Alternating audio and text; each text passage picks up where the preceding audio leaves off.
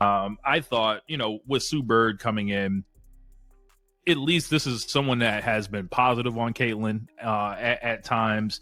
And I think the issue with Sue Bird, though, is she has her hand kind of in so many things. And between with her podcast, where she tries to advocate for the players, but she's also an owner in the league. And now she's got the Team USA thing, and she's got all these connections and relationships she has to maintain. But at the end of the day, if it comes down to someone that went to UConn and someone that did not go to UConn, the UConn Mafia is going to stick together until proven otherwise.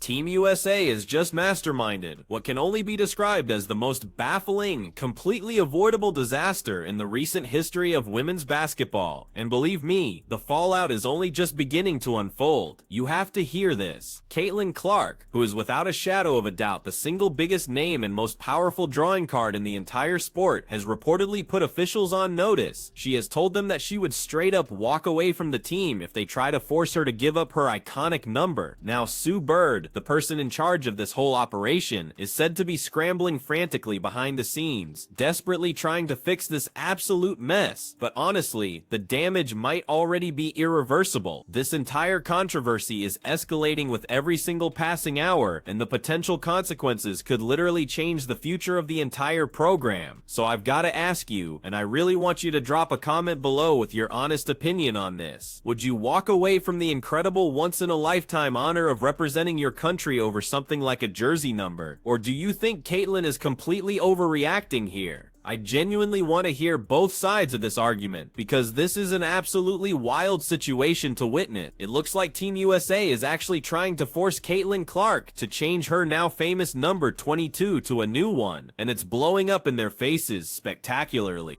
Let's just get straight to the point here, because there's no way to sugarcoat it.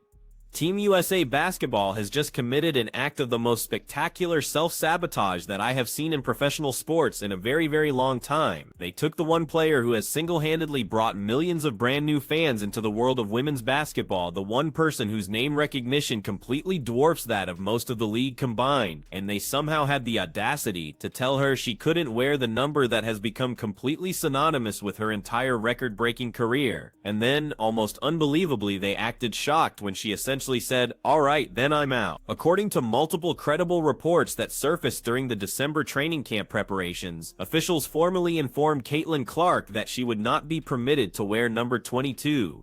Just the number she has proudly worn since she was 5 years old. The number that fans all across the globe instantly recognize as hers. The number that has become as central and iconic to her personal brand as the number 23 was to Michael Jordan. Caitlin's response, from everything we're hearing, was crystal clear and left absolutely no room for interpretation. If she can't wear her number, she isn't coming to camp, period. End of story.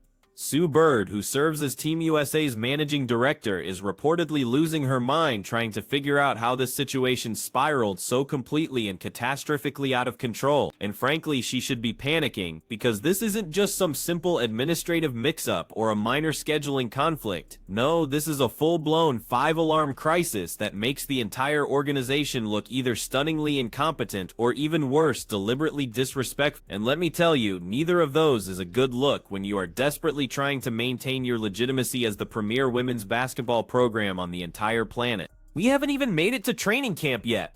Let me repeat that.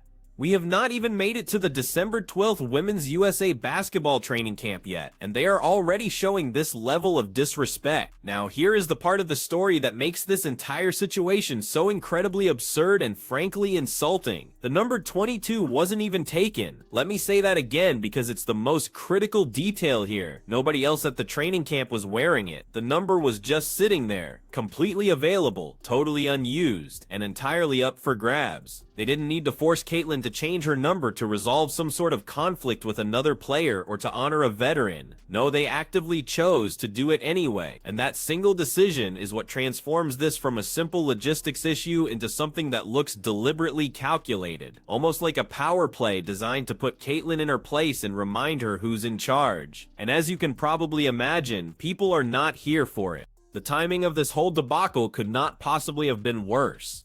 This controversy erupted just days before Team USA's absolutely crucial training camp in North Carolina, which was scheduled to run from December 12th through the 14th. This camp was supposed to be a massive media event, a showcase featuring rising superstars like Paige Buckers and Juju Watkins. It was intended to be a grand celebration of the next generation of American talent, a powerful display of basketball dominance for the entire world to see. Instead, it became the chaotic backdrop for one of the strangest and most profoundly unnecessary controversies in recent sports memory. And it's all because someone, somewhere in that chain of command, decided that Caitlin Clark, the single most recognizable and influential player in women's basketball today, needed to be stripped of her identity for no discernible reason. Let me be absolutely crystal clear about something right here, right now. Caitlin Clark's number 22 is the most recognizable number in women's sports. There is simply no debate on this point. There is no coherent argument that can be made otherwise. From the most casual fans who just started watching to the die-hard basketball enthusiasts who have followed the sport for decades, every single one of them knows that number.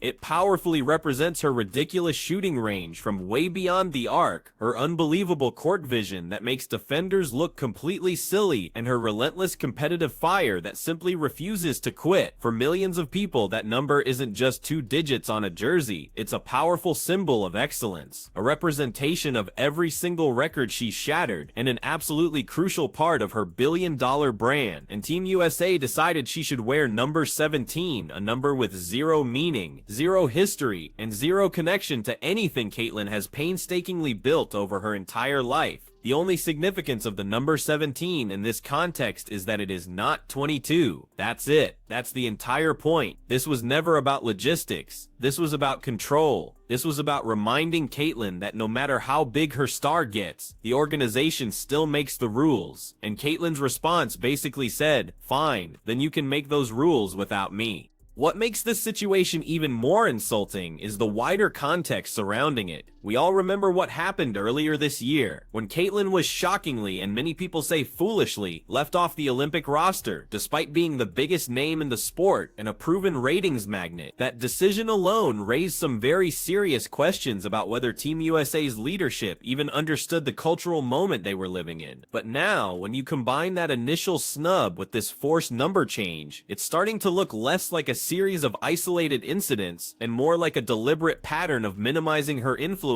and her power. Fans are connecting the dots, and they are not happy. First, she gets snubbed from the Olympics despite bringing unprecedented levels of attention to the sport. Now, she's being told to abandon the most recognizable part of her personal brand for literally no logical reason whatsoever. It's not hard to see why so many people think Team USA might be deeply uncomfortable with just how powerful Caitlin Clark has become. She's bigger than the league, she's bigger than the program, and powerful organizations don't always handle it well when the power dynamic shifts so dramatically in favor of an individual athlete. So let's talk about Sue Bird's role in all of this mess. She is the one who handpicked this training camp roster. She is the one who is ultimately responsible for managing these crucial player relationships and for building the future of the entire national program. And instead of focusing on basketball strategy, player development, and ensuring international dominance, she's now stuck trying to contain a public relations nightmare that her own organization created entirely on its own. Sources close to the team say Sue's reaction has swung wildly between sheer frustration and full-blown panic mode as she desperately searches for a way to fix this without making things even worse. But here's the brutal truth that Sue and the rest of Team USA are learning the hard way. Caitlin holds all the power here. She doesn't need Team USA to validate her career or to cement her legacy. She has already done that. She broke records at Iowa that will probably never be touched. She has single-handedly transformed the WNBA's visibility and television ratings. She's brought in sponsors, media coverage, and mainstream attention to women's basketball in ways that no player has ever achieved before. So what exactly does she gain by compromising her brand identity to participate in a program that so clearly doesn't value her appropriately?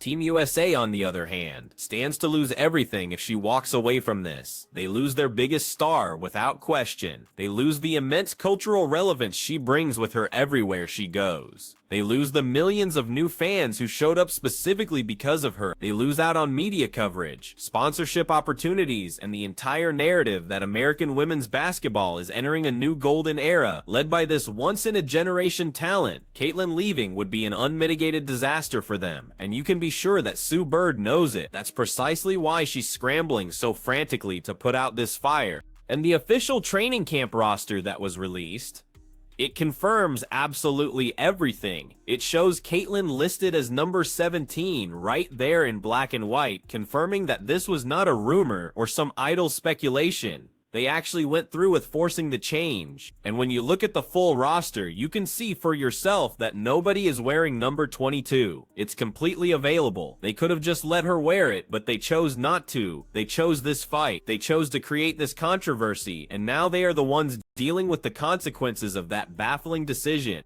This situation also exposes a much deeper, more systemic issue within women's sports that goes far beyond just one player and one number. WNBA athletes have been vocal for years about being systematically undervalued, underpaid, and underappreciated, despite driving massive growth in their own space. When you treat the most iconic player of her generation like she's disposable or replaceable, you're reinforcing the exact systemic disrespect that female athletes have been fighting against for decades. This connects directly to the heated CBA negotiations that are happening right now, and the very real possibility of a lockout, because players are sick and tired of being treated like they should just be grateful for whatever scraps they're given. That's why this number controversy resonates so strongly with so many people. It's not actually about the number itself, it's about what the number represents: respect, recognition, and the acknowledgement that Caitlin Clark has earned the right to make certain demands. When she draws a line in the sand and says this is non-negotiable, she's not being a diva. She's standing up for herself in a system that has historically tried to diminish female athletes at every single turn, and a lot of people respect that powerful stand.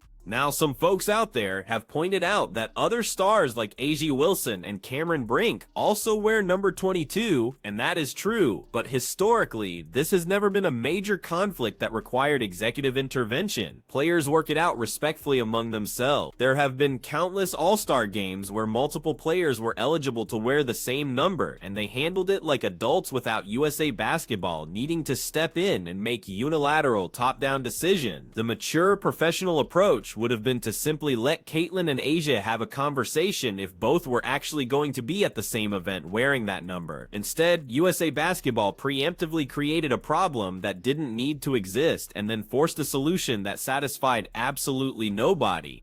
The way this was handled shows a fundamental misunderstanding of Caitlin's value and her leverage in today's sports world.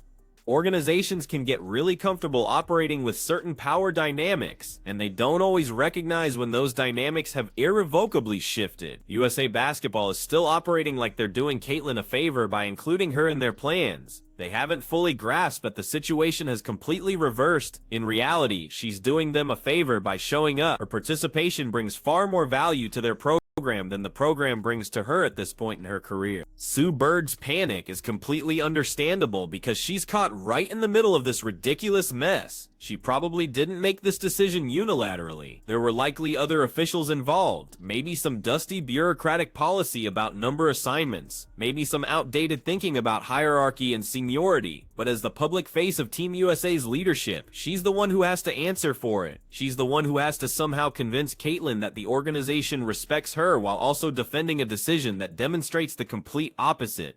It's an impossible position to be in. The reality is that Caitlin doesn't need to compromise. She's proven everything she needs to prove. She has nothing left to accomplish by participating in a program that treats her like an afterthought. If USA Basketball wants her back, they need to make it right. And making it right means letting her wear her number, publicly acknowledging that the forced change was a mistake, and demonstrating through their actions that they actually understand and value what she brings to the program. This controversy has also sparked much broader conversations about athlete empowerment and the changing landscape of professional sports. Players today, especially stars with significant personal brands and massive social media followings, have more leverage than they have ever had before. They don't have to accept treatment they consider disrespectful just because an organization has traditionally held all the power. Caitlyn walking away from Team USA would send a powerful message to every single athlete watching. You don't have to tolerate being undervalued, even when that disrespect comes from institutions that think they're untouchable.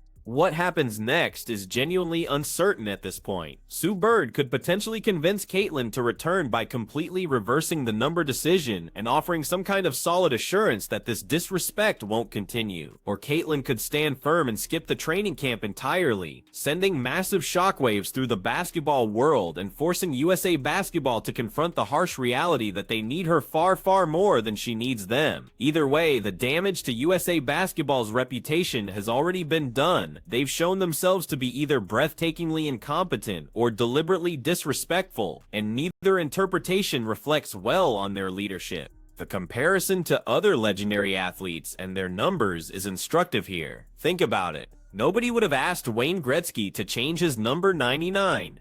Nobody would have forced Michael Jordan to give up number 23. These numbers became inseparable from those athletes because of what they represented and what they accomplished while wearing them. Caitlin Clark has achieved that same level of number recognition in women's basketball. The number 22 is her brand. Asking her to change it is like asking her to compromise her very identity as an athlete and a global icon, and she's making it abundantly clear that's not happening. So, there you have it. Team USA has created an entirely avoidable self-inflicted disaster, and now Sue Bird is desperately trying to clean up the mess. Caitlyn has all the leverage in this situation, and she knows it. This entire saga is far from over, and you can bet things are going to get even more interesting. If you want more coverage on this story as it develops, make sure you hit that like button and subscribe to the channel, and now I really want to hear from you. What should Caitlyn do next? Let me know your thoughts.